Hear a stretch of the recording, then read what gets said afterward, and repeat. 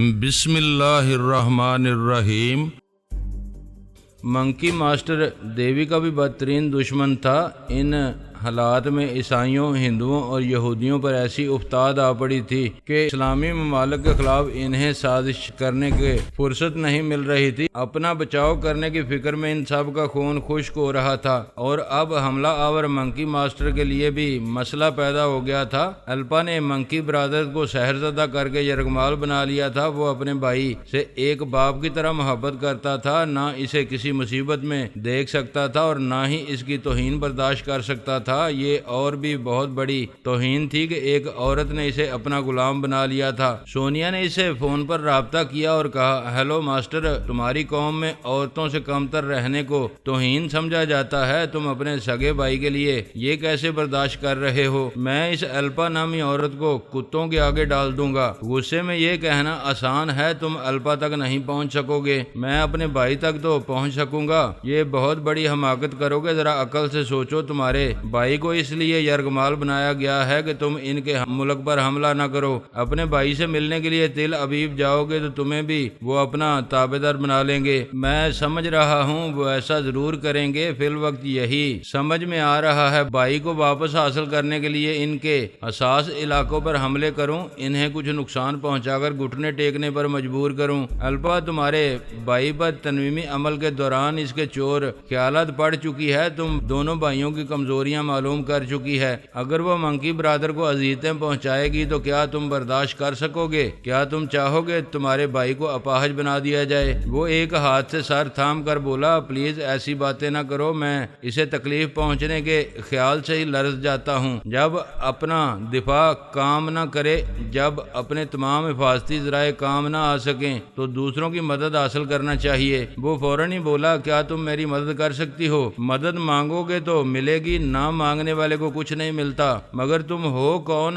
میری جنگ امریکہ سے ہو، اسرائیل سے ہو یا دیوی سے، تم ہمارے درمیان کچھ نہ کچھ کرتی نظر آتی ہو۔ میں جو کچھ بھی کرتی ہوں، کیا اس سے کبھی تمہیں نقصان پہنچا ہے؟ پہنچ سکتا تھا۔ ایک بار تم میرے خفیہ اڈے میں پہنچ گئی تھی، مجھے گولیوں اور کیپسولوں سے محروم کر دیا تھا۔ یہ اندیشہ تھا کہ تم سایہ بن کر میرے اندر رہو گی تو میں بھی رپوش نہیں رہ سکوں گا۔ سونیا نے کہا، مجھ سے پیچھا چھڑانے کے لیے تمہارے منکی برادر کو سربراہ بنا کر تمہیں عہدے سے ہٹایا گیا تاکہ میں تمہیں غیر اہم سمجھ کر تمہارا پیچھا چھوڑ دوں، لیکن تم دیکھ رہے ہو کہ میں تمہارا موبائل نمبر بھی جانتی ہوں اور تمہاری اس موجودہ خفیہ رہائش گاہ تک بھی پہنچ سکتی ہوں۔ اس نے اس بنگلے کا نمبر اور گلی کا نام بتایا تو وہ حیرانی سے بولا، تمہیں یہاں میری موجودگی کا علم ہے اور تم نے مجھے کوئی نقصان نہیں پہنچایا، جبکہ ایک بار حملہ کر چکی ہو۔ وہ حملہ اس لیے کیا تھا کہ تم نے امریکیوں سے مل کر بابا صاحب کے ادارے کو دشمنی کی نظر سے دیکھا تھا۔ میں نے جو پٹائی کی تھی وہ ایک نمونہ تھا۔ آئندہ بابا صاحب کے ادارے یا کسی بھی اسلامی ملک پر حملہ کرو گے تو تمہارے مقابلے پر فوج نہیں آئے گی، صرف میں دوسری بار تمہاری پٹائی کروں گی اور تمہیں اپاہج بنا کر پتنگ کی طرح زون 3 کی طرف اڑا دوں گی۔ مجھے اندازہ ہو گیا ہے تم عجیب انداز کی فائٹر ہو، مگر میری توہین نہ کرو، ہمیں کام کی بات کرنا چاہیے۔ اگر تم میرے بھائی کو کسی طرح زندہ سلامت میرے پاس پہنچا دو تو میں وعدہ کرتا ہوں کہ بابا صاحب کے ادارے یا کسی بھی اسلامی ملک پر حملہ نہیں کروں گا۔ وعدہ نہ کرو، سیاسی حالات بدلتے رہتے ہیں، اقتدار کی ہوس کبھی ختم نہیں ہوتی۔ تم پوری دنیا پر حکمرانی کا خواب دیکھ کر آئے ہو اور اسلامی ممالک بھی اس دنیا میں ہیں اور مسلمان تمہارے کوئی رشتہ دار نہیں ہیں۔ تم ضرور حملے کرو گے۔ تمہاری بات پتھر کی طرح لگتی ہے کیونکہ سچ کہتی ہو۔ شاید ہم کبھی اسلامی ملکوں پر حملے کریں، لیکن فی الحال تم سے دوستی کریں گے۔ تم دوستی کرو یا دشمنی، ہم مسلمانوں پر حملے کرو یا نہ کرو، ہمیں اس سلسلے میں تشویش نہیں ہے۔ ہم حملہ کرنے والوں کو اسی طرح ناچ نچاتے ہیں جیسے تم امریکہ، اسرائیل اور دیوی کے درمیان ادھر سے ادھر ناچ رہے ہو۔ تم بہت خطرناک ہو۔ امریکہ سے ہماری دوستی کی ابتدا ہو رہی تھی، تب سے تم ہم سب کو شطرنج کے مہروں کی طرح ایک ملک سے دوسرے ملک کے خانوں میں چل چل رہی ہو، ہمیں ایک دوسرے سے لڑا رہی ہو۔ اس لڑائی میں الپا نے میری کمزوری سے کھیلنا سیکھ لیا ہے۔ کیا تم چاہتی ہو کہ بھائی کی خاطر میں بھی اس کا غلام بن جاؤں؟ یہ نہ پوچھو کہ میں کیا چاہتی ہوں، تم بھائی کی واپسی چاہتے ہو، وہ تمہیں 24 گھنٹوں کے اندر مل جائے گا۔ وہ خوش ہو کر بولا، اسے کیسے رہائی دلاؤ گی؟ میں اس سلسلے میں ہر طرح تمہاری مدد کرنا چاہتا ہوں، بولو میں کیا کروں؟ تم انتظار کرو اور انہیں حملے کی دھمکیاں دیتے رہو۔ سونیا نے فون بند کیا، پھر اپنے ایک خیال خوانی کرنے والے سے فون پر کہا، پارس کو بھیج دو۔ 10 منٹ کے بعد ہی پارس نے آ کر کہا، ہیلو ماما۔ ہاں بیٹے، اب الپا کو چکر دینا ہے، سمجھ لیں کہ اس پر برا وقت آ گیا ہے۔ آپ کیا چاہتی ہیں؟ منکی برادر کو اس کے شہر سے نکالنا چاہتی ہوں، اس کے شکنجے سے ایسے نکالنا ہوگا کہ وہ صحیح سلامت بھائی تک پہنچ سکے۔ میں نے منکی ماسٹر سے وعدہ کیا ہے کہ اس کا بھائی اسے 24 گھنٹے کے اندر مل جائے گا۔ انشاءاللہ آپ کا وعدہ پورا ہوگا۔ وہ دماغی طور پر حاضر ہو گیا۔ صبح آڈیٹوریم میں جو اجلاس ہوا تھا، اس اجلاس میں الپا نے خود کو ظاہر کرتے ہوئے کہا تھا کہ اب ظاہر ہونے میں خطرہ نہیں ہے، اس کے منہ میں گولی رہتی ہے۔ خطرہ محسوس کرتے ہی چشمے زدن میں نظروں سے اوجھل ہو جایا کرے گی۔ بہت بڑی کامیابی ہو تو اس خوشی میں چھوٹی چھوٹی غلطیاں ہو جایا کرتی ہیں۔ وہ بھول گئی تھی کہ کوئی سایہ اس کے وجود کے اندر چھپ کر رہ سکتا ہے۔ الپا اسرائیل کی سب سے زیادہ تجربہ کار اور ناقابل گرفت ٹیلی پیتھی جاننے والی تھی۔ اس کے ظاہر ہوتے ہی باربرا اس کے اندر سما گئی تھی۔ اجلاس کے اختتام کے بعد وہ منکی برادر کے ساتھ اپنی خفیہ رہائش گاہ میں آئی، جو اب خفیہ نہیں رہی تھی۔ وہ اس بات سے بے خبر تھی کہ باربرا کو اپنے گود میں اٹھا کر لے آئی ہے۔ وہ ڈرائنگ روم میں بیٹھ کر منکی برادر کو سمجھانے لگی کہ اسے اپنے بھائی منکی ماسٹر کو کس طرح یہودیوں کی دوست نوازی کا یقین دلانا چاہیے اور بھائی کی محبت کا واسطہ دے کر اسے اسرائیل بلانا چاہیے۔ الپا نے فون پر منکی ماسٹر کا نمبر ڈائل کیے، پھر ریسیور منکی برادر کو دیا۔ اس نے ریسیور کان سے لگا کر کہا، ہیلو ماسٹر، میں تمہارا برادر بول رہا ہوں، تمہیں بہت مس کر رہا ہوں۔ مس کر رہے ہو تو آ جاؤ، وہاں تمہیں کسی نے قید تو نہیں کیا ہے؟ میں محبت کا قیدی بن گیا ہوں، الپا کو چھوڑ کر نہیں آ سکتا۔ یہ میرے بغیر 1 منٹ نہیں رہتی ہے۔ کیا وہ ہمیشہ تمہاری گود میں بیٹھی رہتی ہے؟ تم اسے بھی ساتھ لے آؤ۔ یہ امور مملکت میں بری طرح الجھی ہوئی ہے، آپ وہاں کسی اہم معاملے میں مصروف نہیں ہیں، آپ آ سکتے ہیں۔ میں اسی شرط پر آ سکتا ہوں کہ مجھے دوستی کا یقین دلایا جائے، اور مجھے اس طرح یقین ہو سکتا ہے کہ میری تمام جان نثاروں کے کیپسول، گولیاں اور لیزر گنیں واپس کر دی جائیں۔ بھائی تم یقین کرو، ہمارے یہودی دوستوں اور اسرائیلی فوجیوں نے ہمارے جان نثاروں کو نہتا نہیں کیا ہے، ان ہتھیاروں کو تلاش کیا جا رہا ہے۔ تمہیں جو سمجھایا جا رہا ہے تم سمجھ رہے ہو۔ اپنے یہودی دوستوں سے پوچھو، اگر گولیاں، کیپسول اور لیزر گنیں دوبارہ تمام جان نثاروں کو مل جائیں تو کیا اسرائیلی حکومت کو اعتراض ہوگا؟ ایسا تو نہیں کہ پھر ایک بار ہماری جان نثاروں سے سب کچھ چھین لیا جائے۔ الپا اور باربرا منکی برادر کے دماغ میں رہ کر منکی ماسٹر کی باتیں سن رہی تھیں۔ الپا نے سوچ کے ذریعے کہا، اپنے بھائی سے کہو جان نثاروں کو دوبارہ لیزر گن نہیں دینا چاہیے، ہمارے نادیدہ دشمن پھر ان سے چھین لیں گے۔ اس نے فون پر بھائی سے یہی کہا۔ بھائی ناگواری سے بولا، کیا موٹی عقل سے اتنا نہیں سمجھ سکتے کہ اسرائیلی حکومت ہمارے جان نثاروں کو نہتا رکھنا چاہتی ہے؟ ایک بار انہیں نہتا کیا گیا اور خواہ مخواہ نادیدہ دشمنوں پر الزام لگایا گیا، اور یہ کہا جا رہا ہے کہ آئندہ بھی نادیدہ دشمن ایسا کریں گے۔ بھائی الپا بہت اچھی ہے، جھوٹ نہیں کہتی ہے، یہ میری ہونے والی وائف ہے، تم اس پر بھروسہ کرو۔ ٹھیک ہے، ایک شرط پر بھروسہ کروں گا، ہمارے جتنے جان نثار ہیں انہیں ابھی اسپیشل فلائٹ سے میامی بھیجا جائے۔ وہ الپا کی مرضی کے مطابق بولا، آپ میری الپا پر بھروسہ نہیں کر رہے ہیں اور خواہ مخواہ شرائط بیان کر رہے ہیں۔ یہ تمام جان نثار میرے ساتھ آئے تھے، میرے ساتھ ہی رہیں گے، یعنی تمہاری طرح ان ہزاروں جان نثاروں کو بھی یرغمال بنایا گیا ہے۔ جو چاہو سمجھو، میں ایک بات کہتا ہوں، اگر تمہیں مجھ سے محبت ہے تو تم کسی شرط کے بغیر یہاں آ جاؤ۔ میں فون بند کر رہا ہوں، اب آؤ گے تو روبرو گفتگو ہوگی، فون پر کبھی نہیں ہوگی۔ الپا نے اسے ریسیور لے کر رکھتے ہوئے کہا، تم نے صحیح جواب دیا۔ اس نے کہا، الپا وہ میرا بھائی بھی ہے اور باپ بھی، وہ مجھے بہت یاد آتا ہے۔ الپا نے اس کے چہرے کو دونوں ہاتھوں سے تھام کر اپنی طرف جھکایا، اس کے چہرے کو اپنے کندھے پر رکھا، پھر اس کا سر سہلانے لگی۔ باربرا نے منہ پھیر لیا۔ وہ ڈرائنگ روم میں تھے، باربرا ان کے بیڈ روم میں آ گئی۔ اس چار دیواری میں گھوم گھوم گھوم کر کوئی کام کی چیز تلاش کرنے لگی۔ ایسے وقت پارس نے کہا میں ڈرائنگ روم میں ہوں، آ جاؤ۔ وہ ڈرائنگ روم میں آئی۔ ایلپا اور منکی برادر ایک صوفے پر تھے۔ پارس نے صوفے کے پیچھے نمودار ہوتے ہی ایلپا کی گردن پر کراٹے کا ایک ہاتھ مارا۔ اس کے منہ سے کراہ نکلی، کراہ کے ساتھ داڑھ میں دبی ہوئی گولی بھی باہر آ گئی۔ کراٹے کا ایک ہاتھ کھاتے ہی وہ بے ہوش ہو گئی۔ منکی برادر اچھل کر کھڑا ہو گیا، گرج کر بولا کون ہو تم؟ تیری معشوق کی پٹائی کی ہے، دوست تو ہو نہیں سکتا، اب تجھے جوش میں آ کر مجھ پر حملہ کرنا چاہیے۔ اس نے گرجتے ہوئے چھلانگ لگائی، پھر منہ پر گھونسا پڑتے ہی دوسری طرف گھوم کر گر پڑا۔ باربرا نے فرش پر پڑی ہوئی گولی کو سینڈل سے مسلتے ہوئے کہا اسے بھی جلدی سلاؤ، دیر نہ کرو۔ پارس نے اس کے حملے سے بچتے ہوئے کان پٹی پر گھونسا مارا۔ وہ ایک دم سے چکرا کر ایلپا کے پاس لیٹ گیا۔ پارس نے کہا دیکھ لو، اس نے دیر نہیں کی ہے، دونوں تنویمی عمل کی سولی پر چڑھنے کے لیے تیار ہیں۔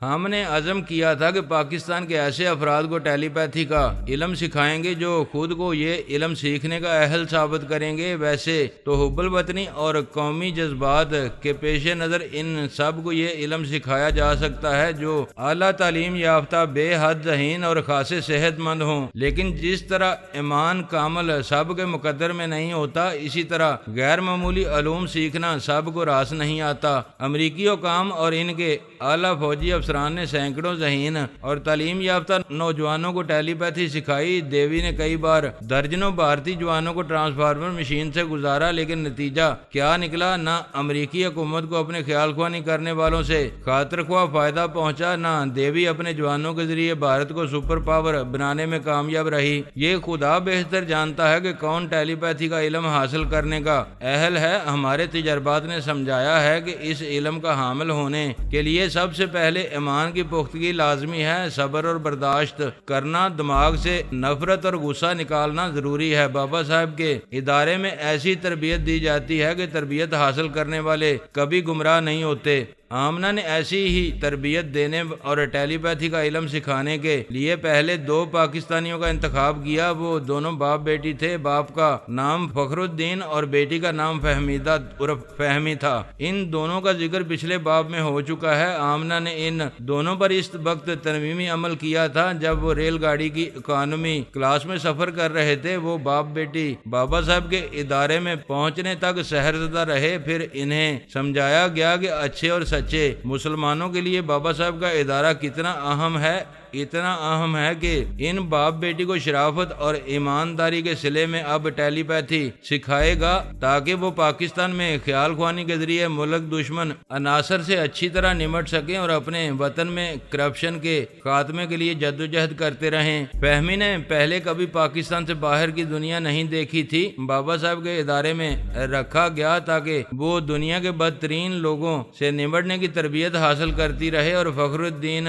ذہین اور جہاندیدہ تھا۔ اسے ٹرانسفارمر مشین سے گزارنے کے بعد پاکستان واپس بھیج دیا گیا۔ یوں پاکستان سے فرانس جانے اور واپس آنے میں 6 دن گزر گئے۔ روزی حیران تھی، اس کا سوتیلا باپ اور فخر الدین اور اس کی سوتیلی بہن فہمی کہاں غائب ہو گئے ہیں۔ اس کا بھائی مراد بھی حیدرآباد کے اسٹیشن پر بچھڑ گیا تھا۔ لاہور پہنچ کر اس نے فخر الدین اور فہمی پر توجہ نہیں دی۔ وہ علی کے بیگ سے 25 لاکھ روپے حاصل کرنے کی فکر میں تھی، لیکن 1000 کوششوں کے باوجود وہ باری رقم حاصل نہ کر سکی۔ علی اسے اچھی طرح الو بنا کر چلا گیا۔ اتنی بڑی رقم سے محروم ہونے کے بعد اس نے سوچا کہ ملازموں کی طرح خدمت کرنے والے فخر الدین اور فہمی کہاں رہ گئے ہیں۔ روزی کو یقین تھا کہ اس کے معمول اور تابعدار بن کر رہنے والے اسے دھوکہ دے کر کہیں نہیں جائیں گے۔ اگر بھٹک گئے ہیں تو واپس آ جائیں گے۔ دوسری صبح مراد لاہور پہنچا۔ روزی نے پوچھا بھائی تم کہاں رہ گئے تھے؟ مراد نے کہا میری سمجھ میں نہیں آتا، کل حیدرآباد کے اسٹیشن پر مجھے کیا ہو گیا تھا،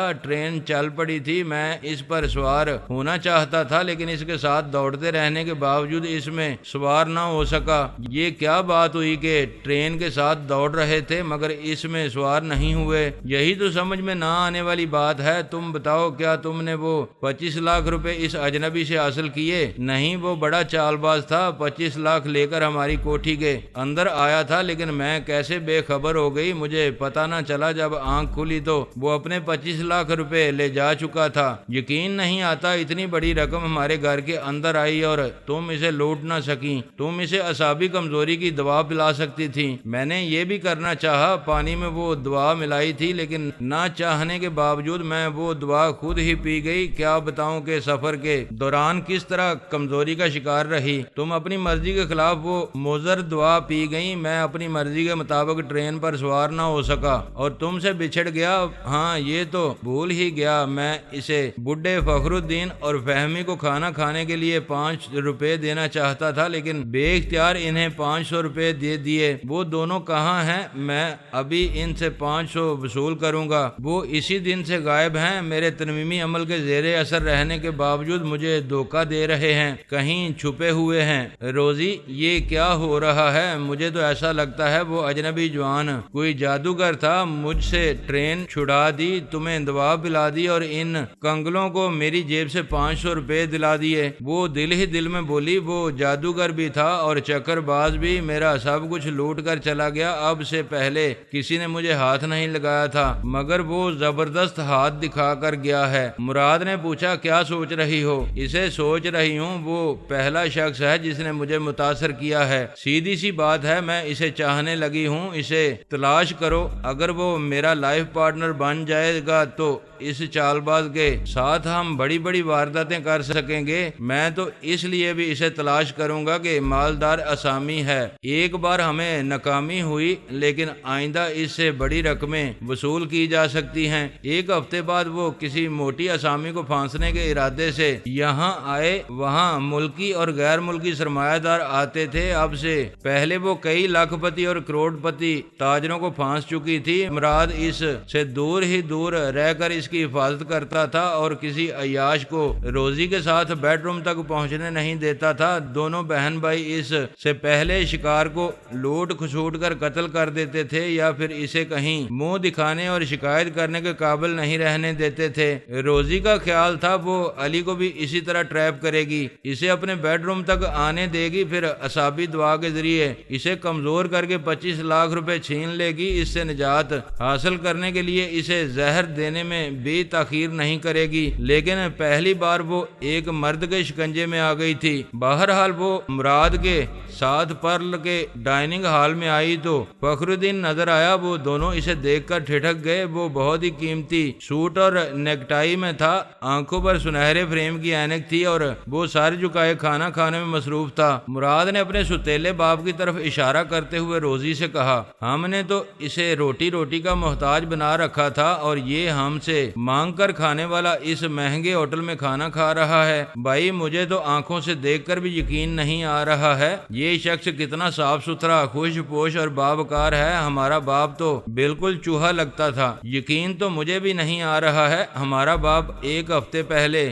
کہیں چلا گیا ہے، جب بھی واپس آئے گا بھیک مانگتا ہوا آئے گا۔ ایک ہفتے میں نہ ایسا رئیس ہو سکتا ہے اور نہ ایسی باوقار شخصیت کا مالک بن سکتا ہے۔ ہمیں معلوم کرنا چاہیے یہ ہمارے سوتیلے باپ کا ہم شکل کیسے ہو گیا۔ اس کا کوئی جڑواں بھائی بھی نہیں تھا۔ وہ اس کی میز کے پاس آ کر کھڑے ہو گئے، دیکھنا چاہتے تھے کہ وہ انہیں پہچانتا ہے یا نہیں۔ فخر الدین نے لقمہ چباتے ہوئے سر اٹھا کر انہیں دیکھا۔ دیکھنے کے انداز میں اجنبیت تھی۔ اس نے دونوں کو گور کر دیکھا، پھر پوچھا، اینی پرابلم؟ وہ میں آپ سے کچھ باتیں کرنا چاہتی ہوں۔ کوئی کاروباری بات؟ جی نہیں، ذاتی سی گفتگو ہوگی۔ کیا ہم ایک دوسرے کو جانتے ہیں؟ جب ہم ایک دوسرے کے لیے اجنبی ہیں تو ہماری درمیان ذاتی گفتگو کیا ہوگی؟ آپ بیٹھنے کی اجازت دیں گے تو میں کچھ کہوں گی۔ کیسے اجازت دوں؟ معلوم تو ہو کہ کس موضوع پر بولو گی۔ اس کے موبائل فون پر اشارہ موصول ہوا۔ روزی نے کہا، دراصل میں۔ اس نے ہاتھ اٹھا کر اسے آگے کہنے سے روکا، پھر موبائل آن کر کے بولا،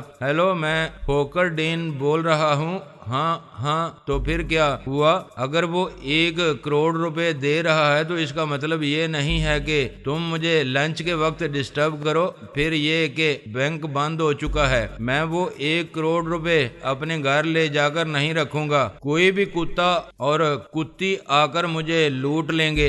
1 کروڑ کی بات پر دونوں کے دل تیزی سے دھڑکنے لگے۔ کتا اور کتی کہنے کے ان پر اثر نہیں ہو رہا تھا۔ وہ فون پر کہہ رہا تھا، مجبوری ہے ہے یہ رقم وہ اپنے گھر میں نہیں رکھ سکتا؟ ٹھیک ہے، رقم لے آؤ، میری کار ہوٹل کے باہر کھڑی ہے، ہوٹل کے اندر نہ آنا، کار کے پاس میرا انتظار کرنا، میں لنچ سے فارغ ہو کر باہر آؤں گا۔ تمہیں محتاط رہنے کی ضرورت ہے، تم جانتے ہو جس سے رقم لا رہے ہو وہ میرا جانی دشمن ہے، میری جان لینے کے لیے بریف کیس میں رقم کی جگہ بم بھی رکھ سکتا ہے۔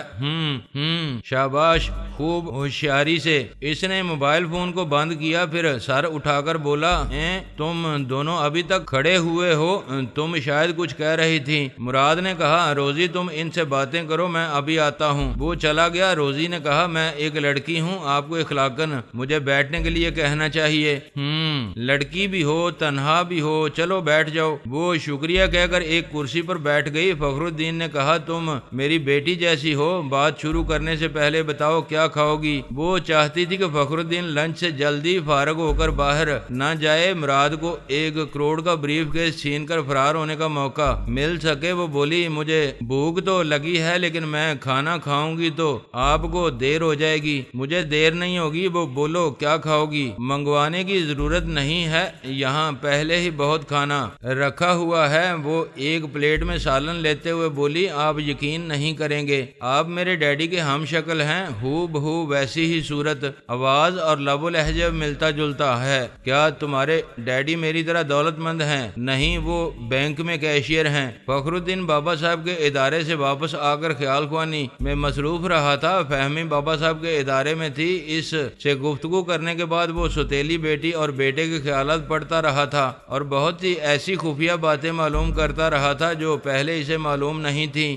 پھر پتا چلا کہ وہ دونوں شکار پھانسنے کے لیے ہوٹل پرل جانے والے ہیں، لہٰذا وہ انہیں حیران اور پریشان کرنے کے لیے وہاں پہنچا ہوا تھا۔ اس کی زبان سے 1 کروڑ کی بات سنتے ہی مراد باہر آ گیا تھا۔ وہ نہیں جانتا تھا کہ فخر الدین کی کار کون سی ہے۔ وہ تھوڑی دیر تک وہاں کھڑا رہا، پھر اس نے ایک شخص کو دیکھا، وہ ایک بریف کیس لیے ٹیکسی سے باہر آیا، پھر اس نے کرایہ دے کر ٹیکسی کو رخصت کر دیا۔ 1 کروڑ کی رقم نے مراد کے اندر ہلچل پیدا کر دی تھی۔ اس کا اندازہ درست نکلا۔ وہ شخص بریف کیس لیے پارکنگ ایریا میں جا کر ایک کار کے پاس کھڑا ہو گیا تھا اور اب اس کار والے کا انتظار کر رہا تھا۔ مراد تیزی سے چلتا ہوا اس کے پاس آیا، پھر ہیلو کہہ کر اس نے متعارف ہونے کے لیے مصافحہ کیا۔ مجھے سر نے بھیجا ہے، وہ لنچ میں مصروف ہے، انہوں نے کہا ہے کہ بریف کیس کی نمائش نہ کرو، یہاں کار کی پچھلی سیٹ پر بیٹھ کر انتظار کرو۔ وہ دروازہ کھول کر پچھلی سیٹ پر گیا۔ مراد نے بھی اس کے ساتھ کار کے اندر بیٹھتے اس کی گردن دبوچ لی۔ وہ باڈی بلڈر تھا،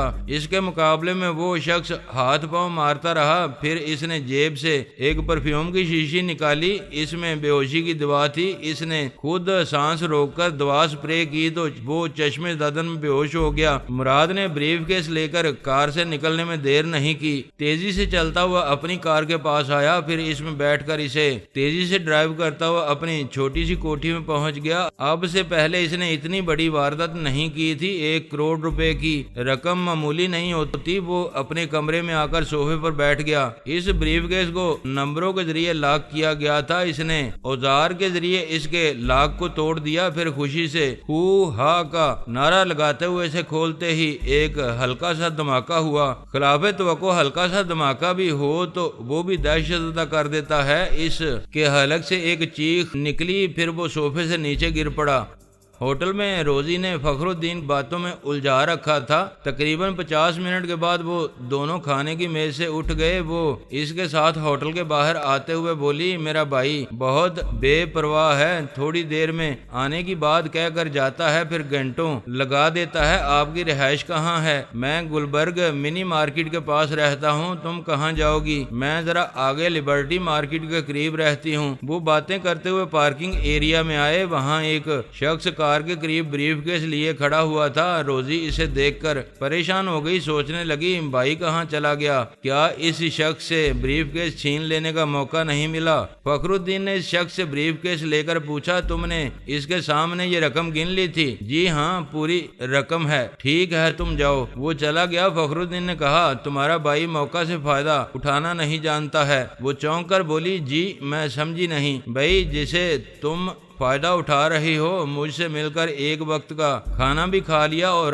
گھر تک جانے کے لیے لفٹ بھی مل رہی ہے۔ دیکھیے آپ میری توہین کر رہے ہیں، میں آپ کے پاس بھوکی محتاج بن کر نہیں آئی تھی اور نہ ہی کسی سے لفٹ مانگتی ہوں۔ میرے پاس گاڑی ہے، بھائی لے گیا ہے تو پھر بھائی کا انتظار کرو، وہ آئے گا۔ ایسا بے غیرت تو نہیں ہوگا کہ تمہیں مجھ جیسے دولت مند کے پاس چھوڑ کر جائے اور واپس نہیں آئے۔ ایسی باتیں سن کر روزی کو وہیں رک جانا چاہیے تھا۔ توہین کرنے والے کو دکھانا چاہیے تھا کہ وہ گئی گزری نہیں ہے، لیکن وہ 1 کروڑ کا بریف کیس نہیں چھوڑ سکتی تھی۔ اس نے کہا میں آپ کو باپ کی طرح مانتی ہوں، آپ کوئی سخت بات کہیں گے تو برا نہیں مانوں گی۔ تمہاری باتوں سے پتہ چلتا ہے تم اپنے باپ کو بہت چاہتی ہو اور ان کی عزت کرتی ہو۔ آپ مجھے موقع دیں، میں آپ کو بیٹی کا بھرپور پیار دوں گی۔ تو پھر بیٹھو کار میں، اسے اپنے باپ کی ہی سمجھو۔ وہ اس کے ساتھ اگلی سیٹ پر بیٹھ گئی۔ فخر الدین نے بریف کیس کو پچھلی سیٹ پر رکھ دیا تھا، پھر کار سٹارٹ کر کے آگے بڑھاتے ہوئے بولا، میرا ایک بیٹا تھا، 4 برس پہلے اس نے مجھے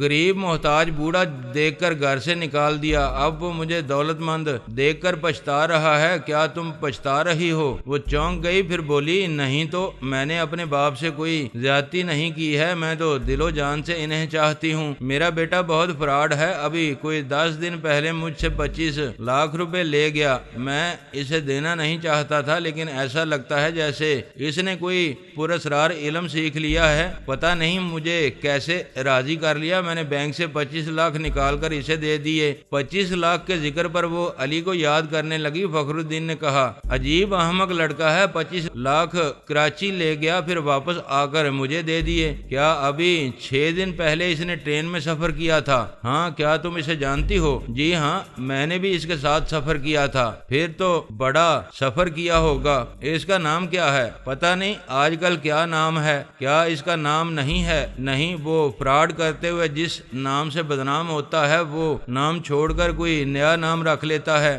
اس نے مجھ سے بھی فراڈ کیا ہے۔ اس نے تمہارے ساتھ کیا کیا تھا میں کسی کو بتا نہیں سکتی، یہ میرا اس کا معاملہ ہے، میں اسی سے شکایت کروں گی۔ کار ایک بہت شاندار کوٹھی کے احاطے میں داخل ہوئی۔ وہ کوٹھی آمنہ فرہاد کی تھی۔ ان دنوں آمنہ اپنے پوتے بابر علی فرہاد اور سونیا کے بیٹے کبریا فرہاد کے ساتھ ملتان میں قیام پذیر تھی۔ لاہور والی وہ کوٹھی خالی پڑی تھی، اس لیے اب فخر الدین وہاں رہنے لگا تھا۔ کچھ دن وہاں رہ کر اپنی نئی کوٹھی میں منتقل ہونے والا تھا۔ فخر الدین اس دوران اس کے چور خیالات پڑھتا رہا تھا۔ وہ اس فکر میں تھی کہ کوٹھی میں پہنچ کر کس طرح اسے اعصابی کمزوری کی دوا پلائے گی۔ فخر الدین خود ہی صوفے پر بیٹھ کر بولا، بڑی پیاس لگ رہی ہے، پلیز فریج سے 1 گلاس پانی لے آؤ۔ اس کی تو جیسے دعا قبول ہو گئی، وہ جلدی سے بولی، ابھی لاتی ہوں، آپ یہیں بیٹھے رہیں۔ وہ تیزی سے چلتی ہوئی فریج کے پاس آئی، اسے کھول کر 1 گلاس پانی لیا، پھر گریبان سے ایک شیشی نکال کر اس کے 2